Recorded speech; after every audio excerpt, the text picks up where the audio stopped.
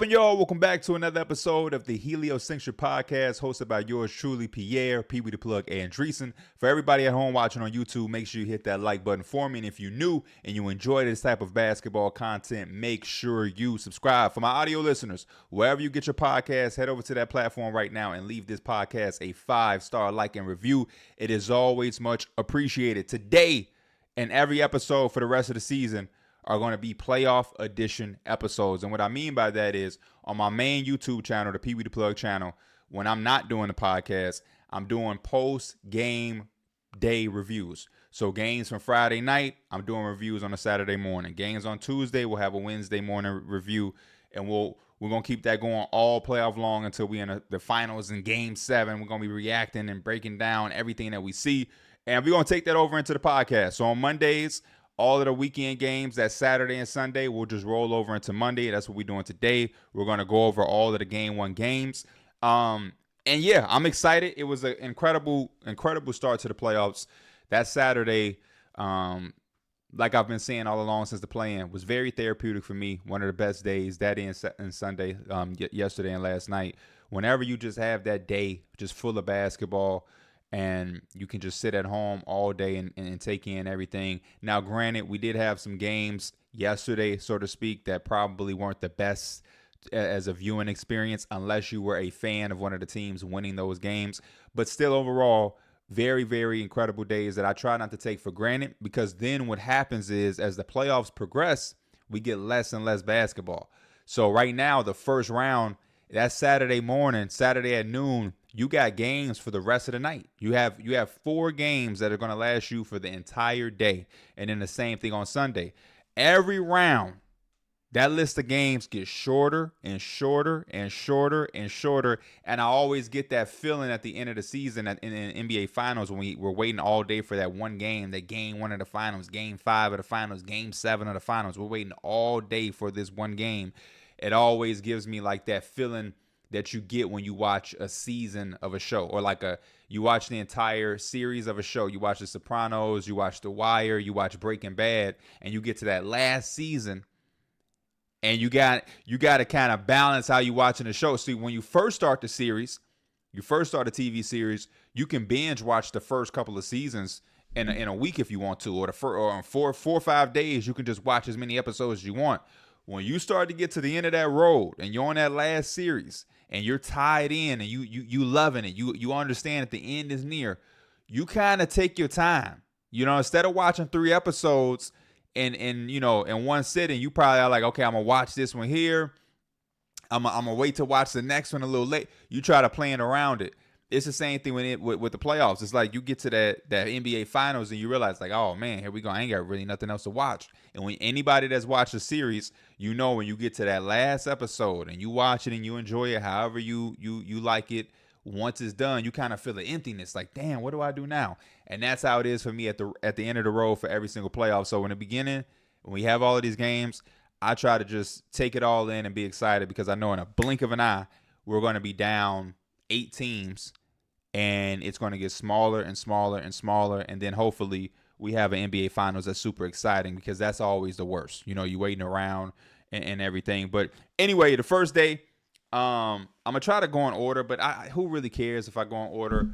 The Orlando Magic and the Cleveland Cavaliers, though. This was one that I was anticipating, because I knew it was going to have some reminiscence of basketball that I grew up on.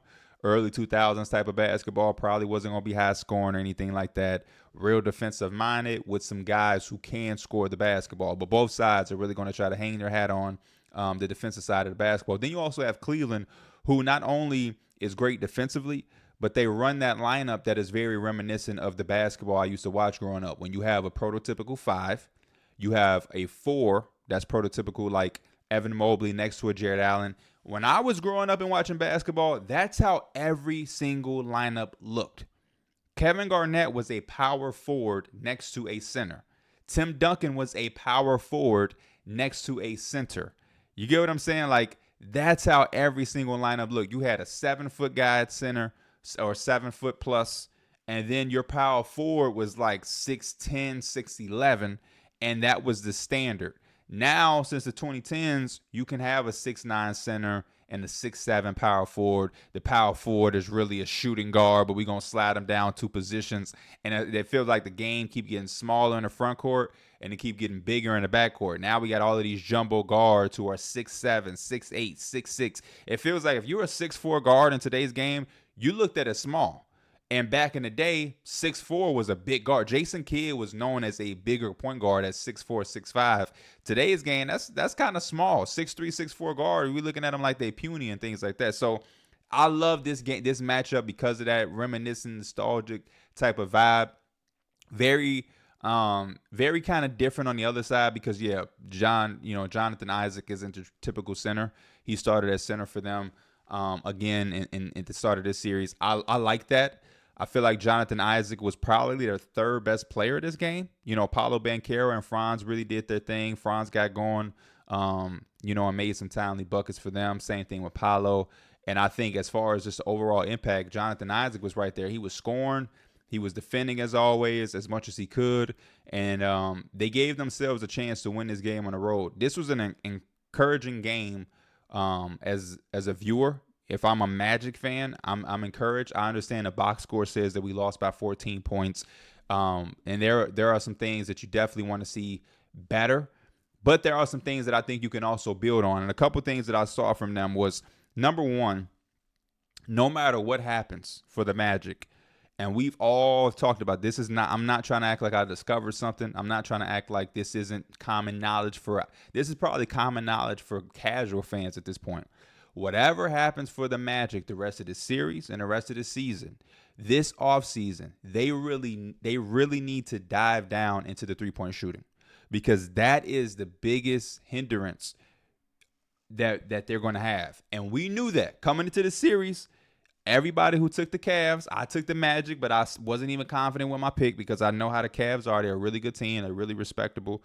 And this, to me, was really a toss-up. But you knew the Cavs have a chance of really winning this series. They're the better team, the favorite, home court advantage and everything like that. And if and when they do, it's going to be somewhat involving that three-point line for the Orlando Magic. And even though we knew that going into this, I still can't believe how much it was still when you watch and it's like, man, that 3-point is still, I don't want to say shocking, but it's still surprising how effective they are by that 3-point line. And they shot the ball terrible. 21% from 3-point land is just not going to work, especially when you have a guy like Paulo Beno who can really, really use space, right? That's some of the allure and some of the value in him is how versatile of a scorer he is. He's a mismatch all over the court. You put those small ball fours on him, he can take their ass to the block. You put that big slow foot four on him, he can go to the perimeter. He can pick and pop. He can pick and roll. He can make some plays. He can score on isolation off the dribble. He has mid-range baskets. He can, obviously, he's getting better and growing there at the 3-point line, but he can make threes. He shot, I think, like 2 of 6, 2 of 7, but the 2 he made I felt were really timely. He can get to the free throw line. He's a big body. He's physical. Paulo Beno is one of the most versatile young scorers that I've seen in a while, and I think that's the value of having him. But it's going to be even he played well for his first playoff game as such a young player, but I think he could be even better.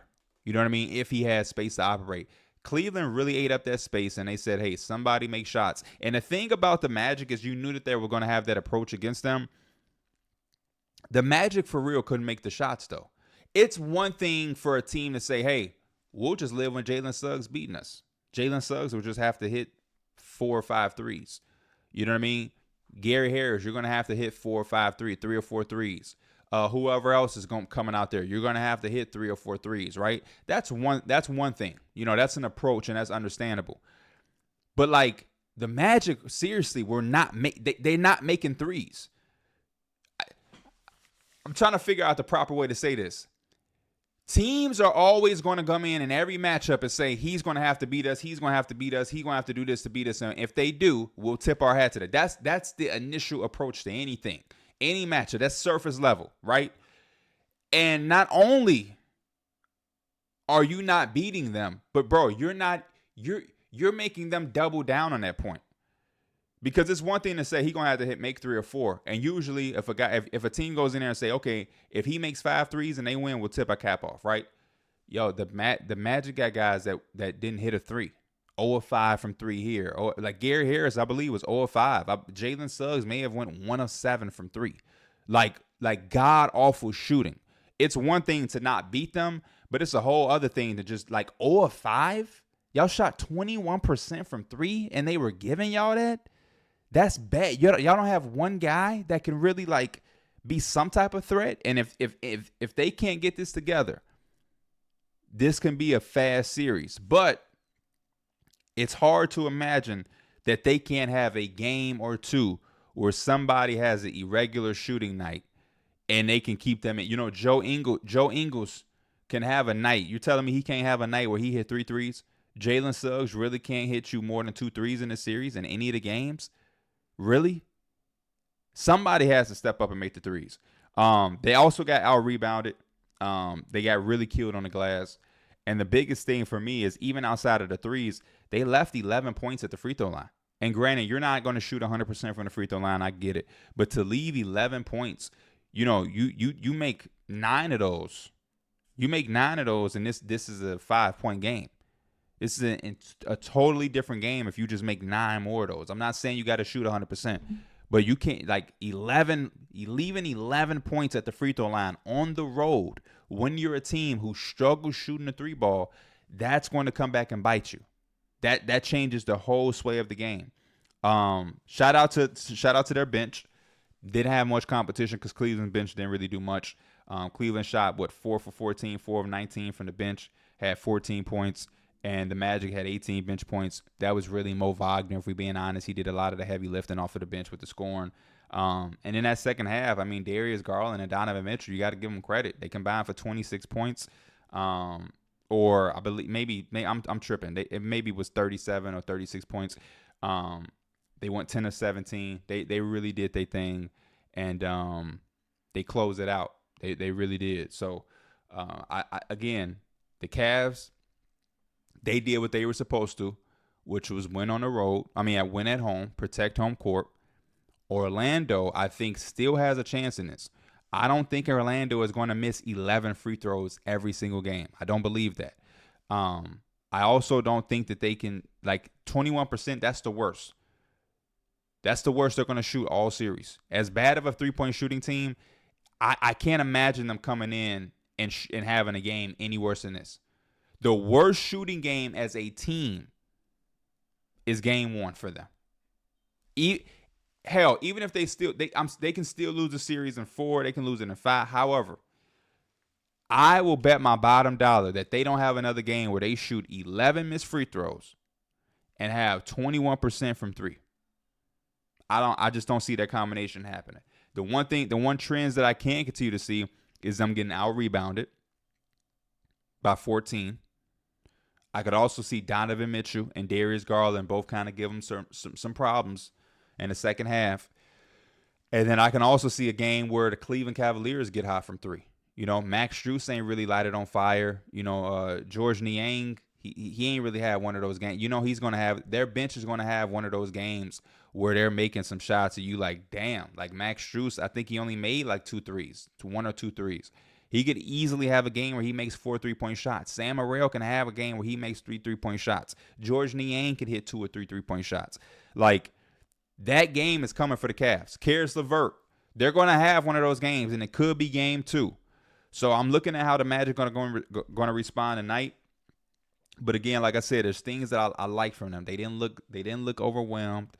Jalen Suggs and Jonathan Isaac, I think, can do a better job defensively. I think Jonathan Isaac, when he was on a lot of different people, but he did a really good job in that first half. That second half, they kind of got their groove. Some things went their way, but the Magic fought, they clawed, and that box score end of the game is a lot closer than it reveals. 14-point loss on paper, but if you watch for majority of the game, the Magic were always just right there. They just couldn't get over this little hump that made the game. But they hung around for a very long time as a young, inexperienced team on the road for the first game of the playoffs. And I think, I think this is something that still could be a dog, man. I don't want to overreact to game 1. You know what I mean? Because like I said, the Cavs, as good of a win as it was, all they did was what they were supposed to do, which is protect home court. They say a series doesn't start until a team wins on the road. And I think game 2, they have to come out a little bit more better focused. I think they have to come out a little bit more aggressive. And they got to get going early. That bench has to provide some type of production for them. Karis LeVert has to step up. Niang has to step up. They have Morel. They have guys that can make shots and continue to add on to what they were doing. But 14 bench points won't be enough because the Magic are going to have a game where they're knocking down those shots. And you're like, oh, shit. You cannot count on them to have 11 missed free throws every single game in this series. But, yeah, excited to see how they respond. Coach Mosley and the Magic respond against the Cavaliers because they're going to come out with the same game plan. And if you beat them somehow, some way, Orlando, and you play against whoever next round, they're going to have the same approach where they're going to eat up and take away space so Paulo doesn't have the freedom to range around however he wants to, doing spin moves and shit to the rim. And they're going to say, hey, beat us. Show us that you can make threes in a series. In a 7-game series, can you continue to make threes for 7 games? You're probably going to have a game where you can explode off and hit a bunch and shoot irregular. You might have another game, but can you do it consistently in a 7-game series? That's going to be the biggest issue for the Orlando Magic until they address that 3-point shooting. Next series, the Suns and the Timberwolves. We're gonna try to go. I ain't gonna try to spend too much time. This is only game 1. We got so much basketball left, and there's so many games that kind of were just going by. You know what I mean? Like the Heat and the Celtics. Do I really have to do a deep dive in out? We'll talk about it a little bit because I know some of the fans of the Celtics they want to hear their team, get some praise and whatnot. But Suns and Timberwolves. I mean, this is high level basketball and it's playoff basketball. But some of this shit is so simple, honestly. Like the Phoenix Suns, Grayson Allen took 3 shots the whole game, all 3 from 3, obviously. I think he played like 28 minutes, 26 minutes. Like three shots for him, not enough. The Phoenix Suns scored 4 bench points, y'all. I mean, like, they got outscored by 37 in bench points. The Timberwolves scored 41 points as a bench, and the Suns scored 4. They scored 4. There's nothing else to even really pivot on. If your bench is getting outscored by that much, you gotta have a supreme team starting 5, and the Suns don't have that. The Suns don't have that. They have a 3, and Devin Booker had a tough shooting night this game. Kevin Durant was brilliant with his offensive scoring and everything, but the Suns really didn't have anything going, man. They got killed on the glass. The Timberwolves had 52 rebounds. 52. The Suns had 28. The Suns had 3 offensive rebounds. The Timberwolves had 15. The Suns have to find a way to be who they are, which is this explosive offense who can find ways to go at a lot of these different guys. Karl-Anthony Towns guarding Kevin Durant, unacceptable. You know what I mean? Bradley Beal had Karl-Anthony Towns on him a couple plays, and he went on and made shots. That's going to have to be the game plan. They're going to have to be brilliant offensively and just try to be as physical and as grimy as they can defensively. They just don't have the personnel that I think they need to go far. This series is far from over. You had a really great game from a couple of guys outside of Anthony Edwards, who was brilliant in the second half, especially that fourth quarter. But, I mean, Nickeil Alexander-Walker and Naz Reid, they combined for 30 points. Bradley Beal and Devin Booker combined for 33. Bradley Beal and Devin Booker outscored Nickeil Alexander-Walker and Naz Reid by 3 points. By 3 points. Devin Booker and Bradley Beal combined scored as much as Anthony Edwards himself. Like, just offensively not themselves or at their potential. And then to get the 4 bench points, and then those 4 bench points, they came in really garbage time if we really thinking about it. So they really got 0 production from the bench. You look at the starting lineup, it has big time holes in it. They had a tough free agent signing because nobody really took that role for them. I mean, Royce O'Neal was solid. But And it's hard to figure out a way for him to start because you have Nurkic is going to be your center. Durant is your 4. You have Beal and Booker. And Grayson Allen has been phenomenal from 3. So they just don't have that point of attack defender who is guarding Anthony Edwards, especially down the stretch, that you can rely on. Nobody. Kevin Durant is your 4. He's a scorer. He's not really anybody that's going to attack the offensive glass and get you extra possessions. Neither is Book. Neither is Beal. Neither is Allen. All you have down there is Nurkic. Nurkic is not going to be able to eat on the offensive glass down there fighting with Rudy Gobert. They don't have enough of the hustle and the heart players. This team could use a PJ Tucker. This team could use a Pat Bev. Hey, I think this team is a TJ McConnell away from doing something special. If this team had TJ McConnell with just his heart, his fight, his dog mentality, his emphasis on just going hard, playing hard, doing all the little things, being scrappy. If they had some of that could also not be necessarily a negative on the offensive end, they would be a 10 times better team. They just don't have none of that in their personnel. You got a little bit of that with Josh Okogie, not trustworthy on offense. Nasir Little, I don't even know what to think of that. Bol, come on, man. Really? I saw a play that he made the other day they played, and I was literally laughing. Isaiah Thomas, very good story, but I mean, he's not necessarily what you need. What Isaiah Thomas brings, you have there with Brad Beal, Devin Booker, Kevin Durant. They need somebody that could be that bridge player, that gap player that's willing to do all of the shit that the big 3 isn't willing to do, which is crash the offensive glass, take the toughest defensive assignment and really, really lock into them. You know what I mean? Go out and get extra possessions, be a supporting player on a perimeter. They don't have that bridge player, that gap player. They don't have a Kyle Anderson. They don't have the TJ McConnell, the PJ Tucker, the Terrence Manns of the world. They need to go out and find one. Again, though, like I said about the Magic and the Cavs, this series isn't over. The way Kevin Durant played, the way he was locked in, I think if he stays like that and he gets a little bit more production from Devin Booker, who I would love to see come out and be a lot more aggressive, the Suns could go in and win game 2. The Suns could go in and win game 2. The Timberwolves have to make sure that they don't get complacent, don't get happy with that win, and fall back and get relaxed, because you are playing Devin Booker, Bradley Beal, and Kevin Durant. And this is a bipolar team where on any given night they look bad and disgusting, and then the very next night they look like a team that you're like, damn, I really had them losing in the first round, or damn, I'm tripping. This team can go to the conference finals.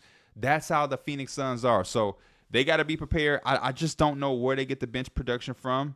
Eric Gordon, 0 points. Like I said, just nasty, just disgusting. But I do think Bradley Beal and Devin Booker have to come out and be a little bit more aggressive, and they got to continue to let Kevin Durant set the tone offensively, because he came out getting his. He came out kind of making a point of we're going to fight. We're going to be around. He just needed a little bit more help from those other 2 guys. And if they can get anything from anybody else, they have a chance of not only winning the game, but continue to fight and win the series. They still won in Minnesota. They come out game 2 locked in. They go back home, and I think they can figure something out. But that bench, they either got to tidy up defensively and not allow Nickeil Alexander-Walker and Naz Reid to go for 30 combined points, or they're going to have to get some more production themselves. Also, that glass. That's my biggest fearful thing for the Suns. Is, you can get a better game from Book offensively. Yeah, you can get a better game from Brad offensively. Yeah, you might have a game where Grayson Allen makes 5 or 6 threes. But are you ever going to have a game where you can really compete with them on the glass? I don't really think so. If I was a betting man, I would just smash all of Gobert's rebounder and Cat rebounder. The Suns would never be able to, 52 to 28 is such a wild discrepancy. 15, they got 5 times the offensive rebounds than they had. 5 times more. Suns had 3 offensive rebounds. They had 15. That's 5 times more. They got 5 times more extra possessions. When you talk about that in playoff basketball with a guy like Anthony Edwards, tough. Staying out west, Lakers Nuggets. I do want to say this. This game was crazy in the first half, because I'm like, holy shit. Are the Lakers doing it? Are the Lakers figuring out?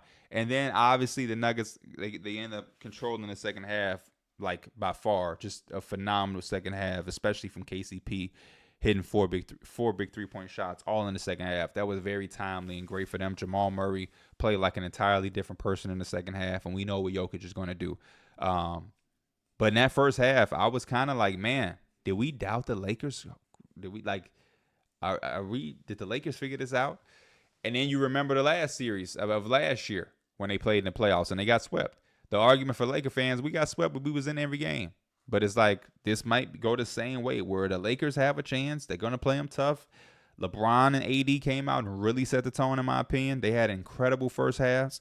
Wish LeBron could have had a little bit more of a better second half. I think he only had like 8 points in the second half after a 19 first half performance. Threes and threes and threes. Anthony Davis on a glass and the interior. The three Bron hit before the half was incredible to see. But ultimately, the Nuggets are just this fine, ran oil machine. When it comes down to execution, when it comes down to getting guys to step up and make plays and getting the most out of every player in their rotation, they do it. Peyton Watson gave them some moments. Christian Brown gives them moments. DeAndre Jordan played a little bit, if I'm not mistaken. Michael Porter Jr. hit shots. Gordon had some steals and some dunks. We know what Jokic is going to do with the scoring and the rebounding and the passing. Jamal Murray hit shots, especially in the second half. KCP with his threes. They literally get a full collection of input. You know what I mean? Everybody's putting something in the middle of the table. And the Lakers, I mean, outside of AD and Bron, they really just didn't get it. Tough night shooting the basketball for D'Angelo Russell. He just couldn't make shots. Austin Reeves didn't give him much. Felt like he could have been a little bit more aggressive. Torian Prince, 11 points off the bench. You take that, I guess. They, in my opinion, they may have to shorten up the rotation. I just don't. I don't know what is Jackson Hayes giving you in the 5 minutes he played or 6 minutes he played the entire game. What is Gabe Vincent really giving you? I mean, besides just getting a breather for the sake of getting some rest, what are they really giving you? In order to win this, you're not going to be able to sit those guys down for long. Anthony Davis and LeBron. You're not going to be able to. No. You got to use all of those timeouts. You got to put some extra potion in that Gatorade for some recovery, some electrolytes. But sitting these dudes, resting them that way, not going to happen. Not going to happen. Just the honest truth. Again, just like we've said with the other teams, the Nuggets dominated the rebounding department, especially the offensive. 15 offensive rebounds. The Denver Nuggets is not a team where you want to give them 15 offensive rebounds. You don't want any team to do that, but you damn sure don't want the Nuggets. Because the Nuggets are going to find the right player, they're going to make the right play, and they're going to make you pay. This is if Jokic ain't getting offensive rebound and going right up anyway. But say they get the offensive rebound and they kick it out, they reset, they're going to take advantage of it, man. They're going to make you pay time and time and time again. You do not want a team like that to continue to have extra possessions at that clip. 15 offensive rebounds, too much. Jamal Murray and Caldwell Pope also damn near outshot the Lakers. They combined for 8 3-point shots. That's what the Lakers had as a team in totality. They're going to have to make perimeter shots. They're going to have to make some perimeter shots. The game ain't that simple. It ain't that easy, but they have to make some perimeter shots because they're going to come with the same approach as the Orlando Magic. Oh, y'all can't make shots? D'Lo is a streaky shooter like that? Okay, well, D'Lo beat us. Rui Hachimura beat us. We're throwing bodies at Bron. And Bron will figure it out. Bron's going to make the right play. He's going to make the right passes. These guys will just have to knock the shots down. Super excited for game 2 because I do think the Lakers came out a little bit better than I expected in that first half. There's something there. If LeBron and AD can come out and set the tone like that again, and they can get some added help from D'Angelo Russell or an aggressive game from Austin Reeves, then you give yourselves a swinger chance. But if you're just expecting LeBron and AD to carry y'all all the way through, won't happen. That's 2 against 5 because I'm telling you, the Nuggets, their guys are going to add to what's going on. It don't have to be like Jokic just carry us and have 45 and we need to win. Jamal Murray is going to make plays. Porter Jr. is going to make shots. Gordon is going to get in transition and make plays defensively. KCP is going to knock down shots and play his role. They're just too good, too well executed, and too experienced to really give, to give extra possessions to, or to think that you're going to have your two stars just come out and beat them. Too good. Going back out east, Bucks and the Pacers. Very, very interesting game here because obviously there's no Giannis. And I won't lie, I definitely thought this was a game that the Pacers could have came and steal. I was anticipating the Pacers to come out a lot better. I do want to give credit to the Milwaukee Bucks, though, for a few different things. The first thing I want to give credit to is Damian Lillard. I think him coming out and being willing to attack and get downhill was big for the Milwaukee Bucks. Number one, you lost Giannis, who was the guy that was going to do that the most, and nobody does it better than Giannis, especially on the Milwaukee Bucks. And when Giannis does that, it obviously opens up everything for everybody else, like Malik Beasley, Damian Lillard, Connaughton, Bobby Portis, everybody who's shooting shots. When he's putting that amount of pressure onto the paint and the rim, the defense steady has to collapse. You have your shooters to go out and spray. With no Giannis, you're asking yourself, where does that come from? Because Malik Beasley isn't going to put pressure on the rim. Dame historically isn't like putting pressure on the rim. Brook Lopez as a 7-footer is doing nothing near the rim. Chris Middleton is a mid-range guy. Where are you getting this from?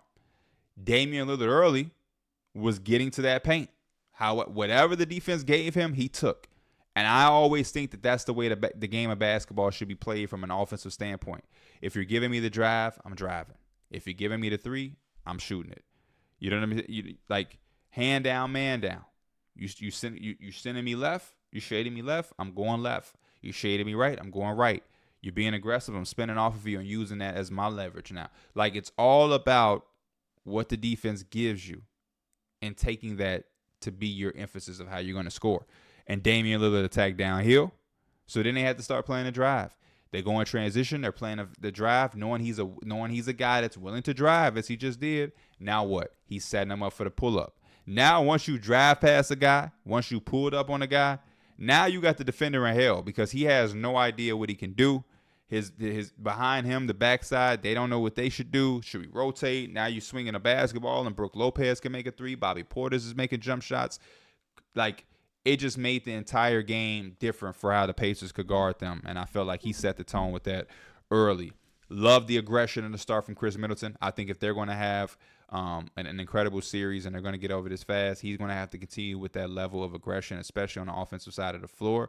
And I also think they're going to need that from him if they want to make a run. Obviously, Giannis is a big part of that. He has to get back. But love the game that Middleton had. Love it, love it, love it. That's the exact Chris Middleton that they need and that they're relying on getting for the rest of the playoffs. So shout out to the Bucks. The Pacers, I was just disappointed in Tyrese Halliburton. He shot, I think, 7 shots this game? 6, 7 shots. I think he took 3 shots in the second half. I believe TJ McConnell took about, 14, 15 shots? TJ McConnell almost doubled Halliburton's attempts in half the minutes. And to me, that just wasn't acceptable. Pascal Siakam seemed like he was out there on his own. He put up 36 points. 1 more point than Damian Lillard, who went scoreless in the second half, mind you. That's how big of a first half he had. But it's just something about the Pacers that was off. They were being defended well by the Milwaukee Bucks, who didn't have Giannis, who struggled to guard all year long, especially in transition. The shots weren't falling at all for them. And like I said, outside of Pascal, they didn't really have a reliable scorer or anybody that could give them some type of offense. Andrew Nembhard was just there. Aaron Nesmith missed a lot of his shots. I'm not sure. 21% for 3 won't cut it. Also 68% from the free throw line won't cut it. So that's going to be something they have to look out, where they can get their energy from, how they can get their mojo, and how they can get their confidence. But I tell you one thing, they will not get their mojo and their confidence from Tyrese Halliburton sitting around taking 8 shots in a game as if his team don't need him. Staying on track, but moving on. It's a lot of basketball we talking, man, a lot. My New York Knicks, baby. Incredible win over the Philadelphia 76ers. Obviously, all of the talk about Joel Embiid, what was he going to look like, the knee and different things like that. I'll say early, Joel Embiid came out sharp. He came out really sharp. He definitely gave us a scare. Not even with the potential injury that it looked like he had sustained, but just the way he was playing and the look in his eyes. He was making jump shots, being physical, getting and ones, doing a really, really, really good job of cementing himself and getting himself going early. Also, credit to Philadelphia with the way that they guarded Brunson. I feel like Kelly Oubre was all over the place. Kyle Lowry did a lot of stunting and a lot of weak side help on the pick and rolls and shading and sliding over, switching and being just physical and handsy as Kyle Lowry always does.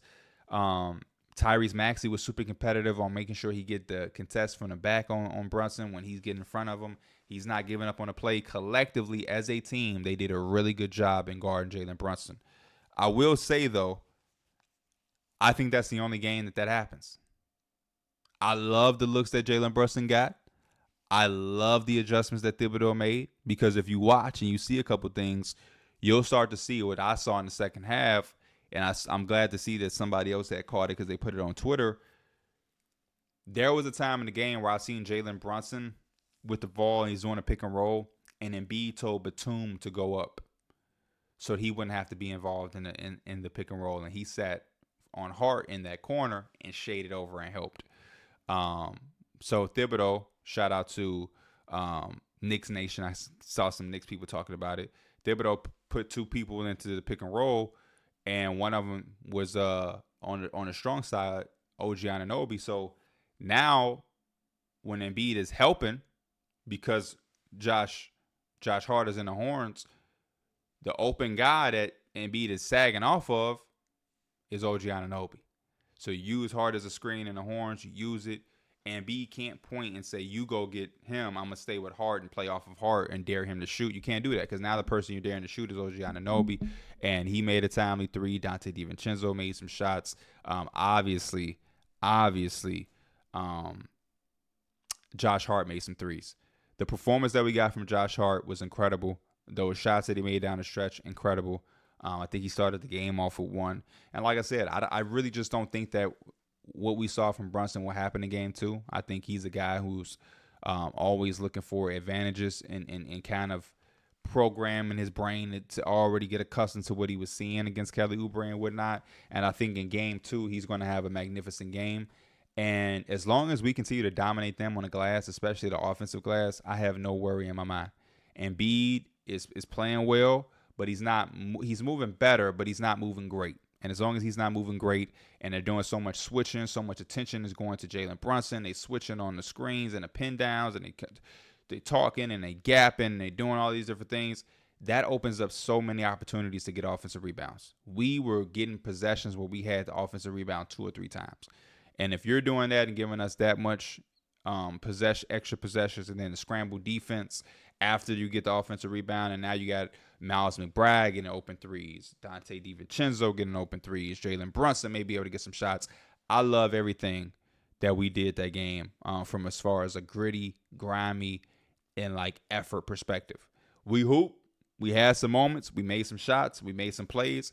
But that effort, I think, really drove us over the top, and we outworked them. We outworked them, and we should outwork them the entire series, because they are a little banged up and they are a little soft on the interior. To be honest with you, Joel Embiid is a guy who is a phenomenal offensive player, phenomenal defensive player, but outside of that, they don't really have a lot of size. Tobias Harris isn't, he isn't the prototypical. He's a modern 4, but he's not a guy who's necessarily trying to get in the trenches. Tyrese Maxey damn sure ain't. Kelly Oubre is kind of half one in, half one out. He's like a guy who is a gritty workhorse player, but at the same time, it's Kelly Oubre, calling himself Tsunami. He ain't, Kelly Oubre trying to spot up, hit threes, and to the crowd. You know what I'm saying? So, yeah, and when Joel Embiid goes out of the game, they also don't have any solutions to that as well. When Joel Embiid left, it was evident how much they needed him and how much of a factor he was in just keeping them afloat. Just his presence being on the floor alleviates so many things for them versus when he's not on the floor. So I'm super confident. I've always said Knicks in 5. The Joel Embiid injury scare was really tough to watch because even with my Knicks being involved and obviously we want to win, we're going to win. I'm not wishing injury on anybody, especially Jaylen Embiid. I want all of these guys and all of our stars to be healthy for the playoffs as much as possible and to give us the best form of basketball that we can get at this high level. So wishing well for Jaylen Embiid and definitely don't want to see him get hurt or re-aggravate anything while playing against my Knicks in Madison Square Garden.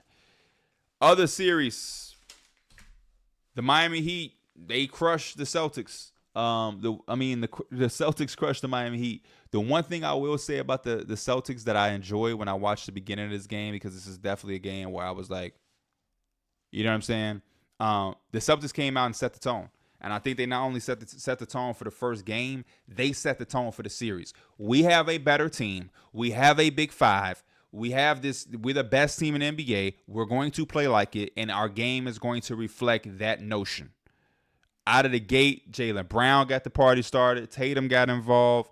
Kristaps Porzingis was getting involved. Derek White had a dub. We know what Drew Holiday does defensively and what he could add offensively. You know what I mean? Somebody has to be the person that get the less amount of food at the table when extra mouths come to eat. So he is the guy. But Sam Hauser made shots. Peyton Pritchard. They have everything that they need, which is why they've been the number one team in the entire NBA. They came out and played that way because you do not want to waste time with a Miami Heat team who is familiar with you. And not only are they familiar with you, they don't have Jimmy Butler. So they have no excuse and no reason to be losing to the Miami Heat in this series at all. I don't give a damn who gets hot. There's no Rozier. There's no Jimmy Butler. All you really have to key in on is Tyler Hero and Bam Adebayo. You know what I mean? Even if Jaime Jaquez has a breakout performance as a young rookie in the playoffs, is it going to be enough to beat you? Can Nikola Jovic really beat you single-handedly? Don't think so. So, shout out to the Celtics starting the playoffs right, being dominant. Like I said, if I'm a fan of that team, that's the exact way I want to see us start, being dominant and playing like we are the number one team in the NBA. Clippers and Mavericks. This was a funny one. Because after the game, you saw Kyrie and Luka, and they were saying, we were prepared to play Kawhi, and we had that whole debate on numbers on the board. Shout out to KB. I can give him that one. But what I'm not giving is the Mavs some slack for that. Like, I'm not buying that. I'm not buying that from Kyrie. I'm not buying that from Luka. I'm not buying that from the rest of the team, and I'm not buying that from Jason Kidd. There's no way you're telling me you got your ass bust because Kawhi didn't play. Kawhi not playing affected y'all so much that y'all went out and got y'all ass bust. No. That's not how that worked. I can understand how you may have not been prepared for certain things, but dog, you much rather play the Clippers without Kawhi than them having Kawhi. Easily. And so for them to try to say that as if it was like a good reason, I just really wasn't buying it. You know what the Mavericks have to do? The Mavericks have to follow their two best players, and Luka and Kyrie. And what their two best players have to do to set the tone, especially on the road, is they have to play a lot smarter. You see, the first half, majority of both of their shots were jump shots. And I get they're one of the best pull-up shooting teams in the NBA for sure. But I think that was the difference for the Clippers versus the Mavericks.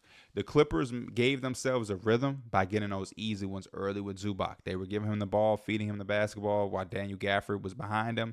He was eating. And every time you score and every time you get that lead and you build on that lead, a less pressure goes away and you get more comfort, more confident, and then everything starts to trickle down. James Harden hit 3 threes.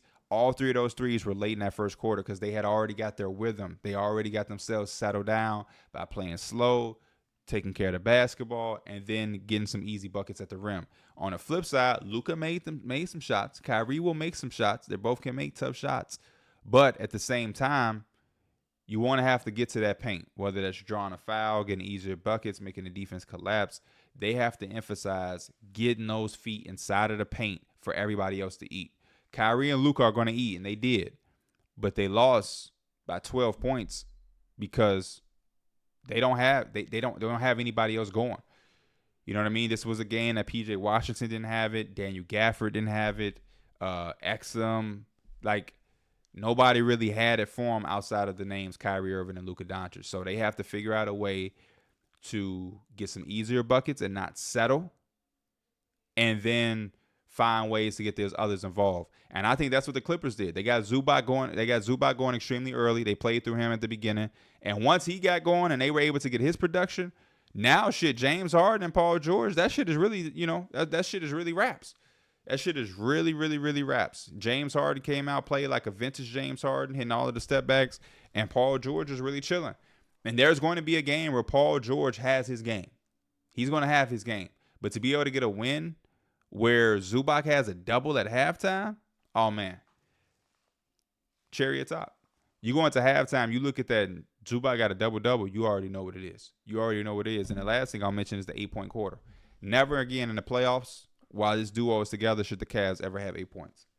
Should the Mavs ever have 8 points? Never. Ever. 8 points in the second quarter, terrible. And that was the game. That was the game. And then you look at the shot chart. I encourage y'all to go look at it. For Luka and Kyrie, look at their first half shot charts. I think Kyrie took like 6 shots in the first half. Only one was really a layup, the one layup in transition. I think Luka probably took like 10 or 11 shots in the first half. 9 of them are probably jump shots. Just settling, allowing teams to easily defend you, bailing teams out because you're not making them work by driving and attacking. You're not getting to that free throw line. And it came back to bite them. I would love to see them have a different approach in the second game because I think Luka is at a point right now where he's going to do what he does. He's going to be able to get his 30 in his sleep. And I think Kyrie kind of falls under the same thing. So why not try to get P.J. Washington going early? Why not try to get Tim Hardaway Jr. going early? You know what I mean? Why not try to get Derrick Jones Jr. some easy looks? You get that. You get those guys going, and the Clippers have to give them a little bit more respect and not just say, hey, we're going to load up. You might have a better chance, especially with no Kawhi. Now the Clippers can go into this next game saying no Kawhi. We're resting Kawhi because we saw what we were able to do with game 1, and they don't have to feel that rush. But the Mavericks win game 1, I guarantee you they're in there like, man, they're starting to panic. Should we just say, fuck it, give Kawhi Leonard a shot and make him play? Like, what do we do? So that's my main thing with the Mavericks, coming out and setting a tone by establishing some type of rhythm with the team that can allow everybody else to feed off of it, because Kyrie and Luka should be confident enough to understand that they're going to get theirs no matter what. I don't give a damn if Luka got 0 points in the first quarter. He's still going to have a chance to get 30 in just 3 quarters. Last game from last night, Pelicans 92, OKC 94. Disappointing game for the Pelicans because I felt like they lost this more than the Thunder wanted. They had so many chances throughout the stretch, down the stretch, to really give themselves a comfortable cushion or comfortable lead and potentially be able to win. But OKC kept clawing, kept fighting, and you kind of saw some panic with the Pelicans. There was a couple plays that I think is going to haunt them. Larry Nance had a missed dunk that would have put them up 4 in the fourth quarter that I thought was extremely big. There was a time where Larry Nance got a rebound and he tried to outlet it and he threw it to a Trey Murphy that was out of bounds. Trey Murphy had hit a 3. He had a heat check 3. Wasn't mad at that, but he also a few possessions later had another 3 where he kind of took that was a little wild and felt rushed. I think trying to go at Cason Wallace at the end of the game with a CJ McCollum isolation wasn't it.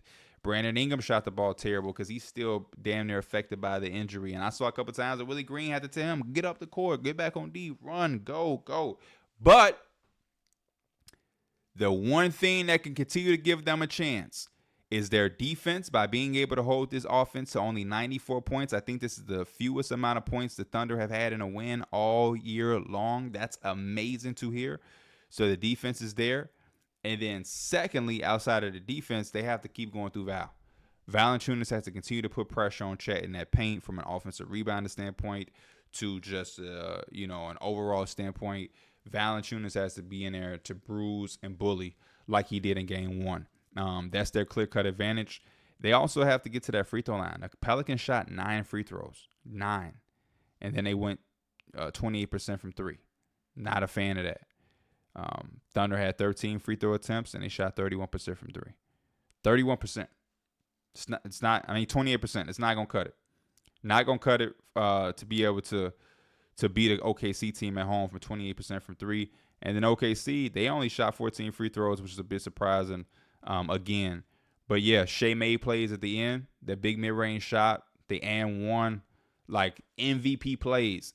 The heartbreaking thing about this series the most is that you see where Zion could go and how Zion can make this like an incredible series.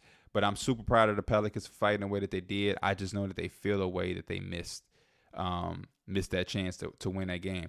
The Pelicans win this game last night. They win this game. The confidence that they're going to have, they would have been so scary for OKC.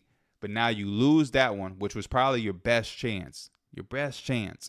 You lose that one, and now they have another home game. You quickly can go down 0-2, and it's just a tough pill to swallow. Brandon Ingram, like I said, still looks like he's affected by the injury. Love the way that Trey Murphy has stepped up.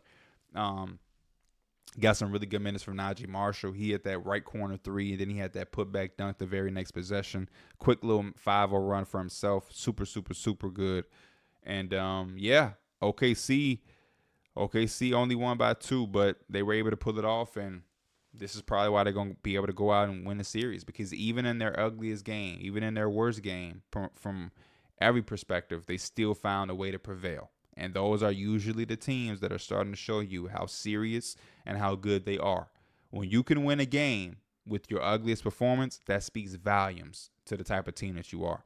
So I'm locked in tonight. I hope y'all are as well. I'm locked in 24/7. I'm so tired. I feel like I haven't had sleep in days because I'm just trying to look and absorb every single bit of information I can for every series. I'm looking at this. I'm looking at shot charts. I'm looking at how they getting their shots, how they defending this, what could be open there, what player could step up and be an X factor. But I appreciate y'all for always tuning in. This is another episode of the Heliocentric Podcast. I am your host, Pierre, Pee Wee the Plug, and Dreesen. Like I said once before, if you're new to this channel and you enjoy this type of basketball content, make sure you subscribe. And as always, make sure you hit that like button for me. I will see you guys in the rest of the week after every playoff day. And I'll see y'all here on this podcast next Monday. As always, I'm out. Peace.